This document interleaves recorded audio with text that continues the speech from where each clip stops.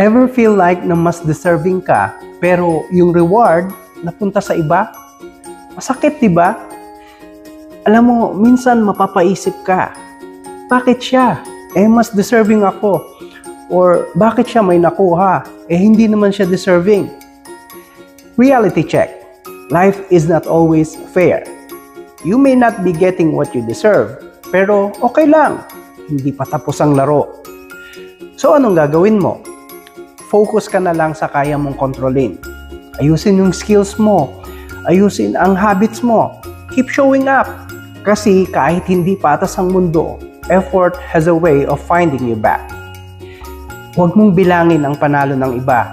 Ang bilangin mo yung sarili mong progress.